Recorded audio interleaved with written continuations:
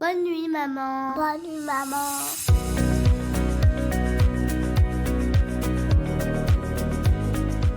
Les endormissements à rallonge, les réveils nocturnes ou les siestes compliquées, ça te parle ? Bienvenue dans Au pays des merveilleuses, le podcast qui t'aide à retrouver des nuits paisibles et des journées plus sereines. Je suis Alice Pigano, fondatrice d'Enfance Positive, experte en sommeil des enfants et en parentalité bienveillante, et aussi maman de 2 jeunes enfants. Ici, on parle sommeil, parentalité et équilibre avec des conseils concrets, des partages d'expériences et des échanges inspirants avec des experts et des parents. Installe-toi, on commence. C'est parti. C'est parti. Hello toi, si tu es enceinte de ton 2e, 3e ou même plus, il y a de grandes chances que tu te poses cette question.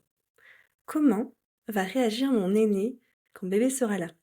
Peut-être même que tu te demandes comment il va réagir, ne serait-ce que quand il va apprendre qu'il va devenir grand frère ou grande sœur. Peut-être que tu t'inquiètes déjà de certaines choses. Est-ce qu'il va être jaloux ou elle va être jalouse ? Est-ce qu'il risque de régresser ? Est-ce qu'il va m'en vouloir de partager mes bras, mon temps, mon amour ? J'ai envie de te dire que vraiment, ces questions, elles sont complètement normales, elles sont complètement légitimes et t'es absolument pas la seule à te les poser. Dans cet épisode, je vais te partager 3 clés concrètes pour préparer ton enfant à cette grande transition, tout en posant un cadre rassurant pour lui et aussi pour toi. Et si tu veux aller plus loin, je te parlerai à la fin d'un programme que j'ai créé pour t'accompagner dans cette étape si particulière. Mais d'abord, on va poser les bases ensemble. C'est parti pour la clé numéro 1. C'est en parler au bon moment pour ton enfant. On entend souvent qu'il faut attendre la première échographie pour annoncer la grossesse à l'aîné, ou même l'annoncer à qui que ce soit d'ailleurs. Et oui, ça peut être une bonne option, mais pour autant, c'est pas toujours la meilleure. La vraie question à se poser, c'est est-ce que c'est le bon moment pour lui? Si ton enfant est très jeune, la notion de temps, elle est clairement encore totalement abstraite. Mais pour autant, certains enfants sentent très tôt ce qu'il se passe. Tu sais, c'est cette fameuse image de l'éponge. Ils ressentent les choses, ils sentent tout, ils épongent tout, même des choses que toi, t'arrives pas à vraiment voir. Ils perçoivent nos émotions, ils perçoivent nos silences, nos hésitations, tout. Alors, observe-le. C'est ta meilleure arme. Observe ton enfant. Peut-être que tu vas remarquer des signes de régression, ou alors des émotions qui débordent plus vite que d'habitude, ou encore des inquiétudes exprimées sans lien apparent. Parfois, ton aîné peut déjà avoir capté qu'un changement arrive avant même que tu lui dises. Dans ce cas, si tu perçois quelque chose de cet ordre-là, il vaut mieux lui en parler simplement, sans forcément attendre d'avoir, entre guillemets, validé toutes les étapes, en tout cas, être arrivé à ce moment que tu t'étais mis en tête initialement. Ne reste pas forcément rigide et ose changer un peu les programmes pour t'adapter finalement à lui. Parce que même si il y avait quelque chose qui se passait, même si la grossesse ne se poursuivait pas, de toute façon, il aurait besoin en fait d'une réponse à ce qu'il pressentait. Tu vois, si tu remarques tout ça chez ton aîné, c'est que de toute façon, au fond de lui, il le sait en réalité. Donc autant en parler parce que il a besoin de mettre des mots sur ses ressentis. Allez, je te parle maintenant de la clé numéro 2. C'est impliquer sans sur-responsabiliser. C'est hyper important. Tu peux bien sûr impliquer ton enfant dans les préparatifs, évidemment, mais attention, le but n'est pas d'en faire un petit adulte en mission.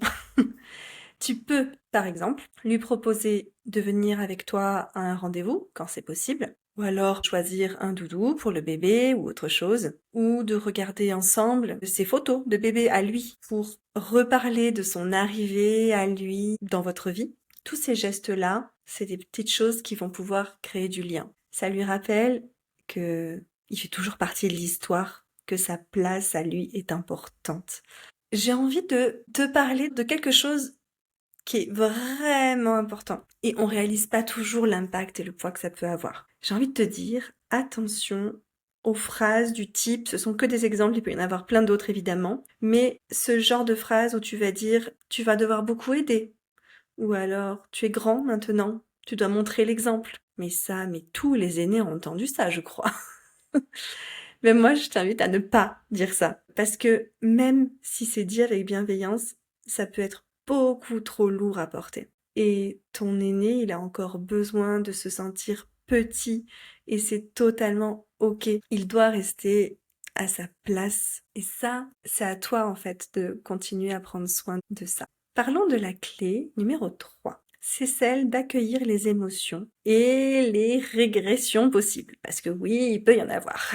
Préparer ton aîné, ce n'est pas chercher à éviter les tempêtes, c'est plutôt lui apprendre qu'il peut les traverser en toute sécurité. Et parfois, bon, tu sais que moi j'aime les métaphores si tu as écouté les précédents épisodes, donc je vais t'en balancer encore une. Parfois, quand un bébé arrive, t'as ton aîné qui est un peu comme une plante qu'on déplace de place, tu sais, qu'on met à un autre endroit. Même si tu fais ça pour une bonne raison, pour lui donner plus de lumière ou ce genre de choses, ta plante, elle va peut-être avoir besoin d'un temps d'adaptation. Bah, ton aîné, c'est pareil. Tu vois, il peut faner un peu, perdre quelques feuilles à l'image d'une plante. Mais tout comme pour une plante, avec du soin, de la présence, de l'écoute, on peut imager le fait qu'il va reprendre racine et refleurir à sa façon. Tout ça, c'est pour te dire que oui, il peut y avoir quand même des choses qui vont se passer. Parfois, ça passe par des choses qu'on n'avait pas toujours anticipées. Il peut y avoir de nouveau des réveils nocturnes alors qu'il n'y en avait plus, par exemple. Il peut y avoir des accidents de pipi, des moments, que ce soit en journée ou la nuit, à des moments où c'était plus le cas. Il peut y avoir une demande soudaine d'attention bien plus intense qu'à l'accoutumée, de portage, de câlins, on en a même certains qui se remettent à faire du quatre pattes, ou enfin voilà, tout ce genre de choses. Et il y en a même certains qui ont un peu le comportement inverse, qui se mettent en retrait, une espèce de tristesse silencieuse. Ça, faut aussi y veiller. Et tout ça, au final, c'est sa manière à lui de dire, est-ce que il reste une place pour moi?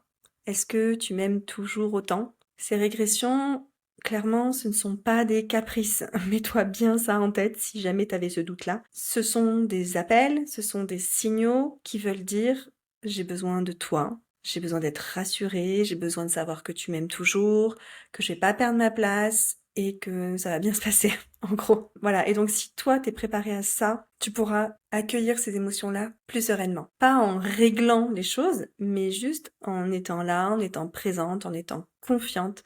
Et rien que ça, c'est énorme. Alors du coup, pour résumer, tu peux en parler à ton enfant quand c'est le bon moment pour lui. Tu peux l'impliquer sans lui faire porter le poids d'un rôle d'aîné parfait. Et puis, tu peux accueillir ses émotions, même les plus inconfortables, parce qu'il y en aura peut-être, comme une façon d'exprimer son besoin d'amour. Voilà pour les 3 clés. Et si tu as envie d'aller plus loin, j'ai créé un programme spécialement pour cette période si délicate que j'ai intitulé Bébé à venir, prévenir régression, jalousie et rassurer l'aîné. Dedans, tu y trouveras des repères concrets, des idées très concrètes de rituels ou d'autres choses que tu peux mettre en place, que tu peux expliquer, que tu peux partager comme moment. On parle du moment où on va à la maternité, ou en tout cas du moment de la naissance, comment on l'organise, parce que ben voilà, on parle du retour, enfin on parle de tout un tas de choses. On parle de l'annonce aussi, hein, pour ceux qui n'ont pas encore annoncé aux grands. Je te donne plein de pistes supplémentaires à ce que je t'ai dit dans cet épisode. Je te donne des conseils de livres que tu peux lire pour le préparer, et même en option, pour ceux qui le souhaitent, de réserver par la même occasion une consultation de 30 minutes avec moi pour pouvoir adapter ensemble tout ça en fait à ta famille, à ton contexte à toi, à ton enfant. Je te mettrai le lien dans la description de cet épisode, mais surtout, n'oublie jamais, un enfant n'a pas besoin que tout soit parfait, il a juste besoin qu'on soit là. Vraiment. Voilà, c'est une citation de moi-même. Je te la répète, je trouve que c'est important et je pense que je vais souvent te le répéter, hein. C'est d'ailleurs les épisodes que j'ai fait précédemment, c'était le sujet phare de ne pas chercher à être parfait, mais un enfant n'a pas besoin que tout soit parfait, il a juste besoin qu'on soit là. Vraiment. Voilà, je te laisse avec ça et je te dis à très bientôt. De toute façon, on se retrouve tous les lundis et tu l'auras compris, parfois c'est un épisode où je parle toute seule, parfois j'interviewe une maman, parfois j'interviewe une pro qui nous amène des regards sur tout un tas de choses. On peut être amené à parler de bébés, mais pas forcément que de bébés, on parle de l'enfance en général, de la maternité, de la parentalité, de façon plus globale. Il y aura plein de sujets qui vont arriver, alors n'oublie pas de t'abonner si c'est pas encore le cas. Merci d'avoir écouté cet épisode d'Au Pays des Merveilleuses. Si tu as aimé, n'hésite pas à laisser une note et un avis sur Apple Podcast ou Spotify. Ça m'aide à faire connaître ce podcast et à soutenir d'autres mamans. À très vite pour un nouveau moment de sérénité.